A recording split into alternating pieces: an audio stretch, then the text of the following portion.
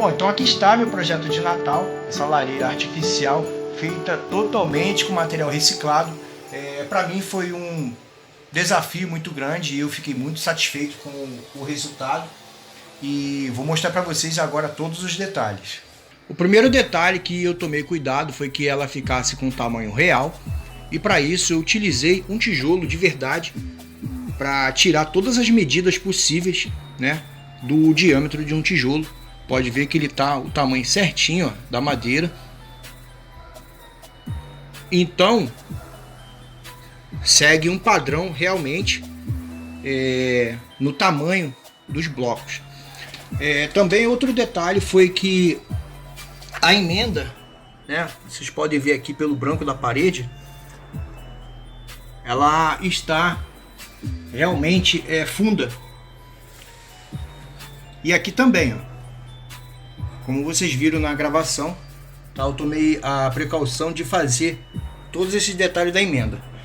Outro fato é o seguinte: a madeira de dentro realmente está envelhecida. Eu não passei tinta nenhuma, tá? Eu não utilizei tinta para envelhecer ela. Isso aqui era a coloração da madeira. Eu apenas lixei só os cantos para que permanecesse, né, esse tom de carbonização, né?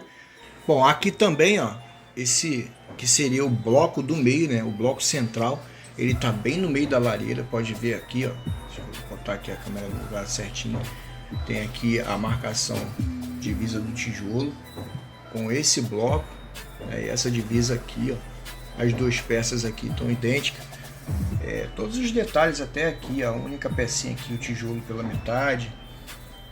Então eu fui bem detalhista em toda a estrutura da lareira. A parte interna aqui, onde está aqui, tem uma madeira e eu pintei de preto para que escurecesse, né? Eu ia fazer aqui em cima a parte superior, mas eu achei que não havia necessidade, eu não coloquei. Mas ela é toda desmontável. Essa lateral aqui também desmonta, tá? Ela tá parafusada. Inicialmente eu coloquei ela aqui já montada porque para não dar trabalho de parafusar na hora. Mas como vocês viram, isso é tudo de encaixe. Aqui também tem uma divisa. Não dá nem para saber onde é a divisa aqui. Bom, eu creio que seja aqui. Não dá para ver pela altura. Bom, agora a lenha artificial. Essa lenha, apesar de ser artificial, ela é real. A madeira era um tronco queimado que eu peguei, né, no lixo. Ele estava queimado já. Então eu aproveitei a aparência dele, tirei, né, limpei com um pincel tudo, tirei toda a areia, tirei todas a carbonização que fica soltando. Tomei o cuidado de lixar algumas partes.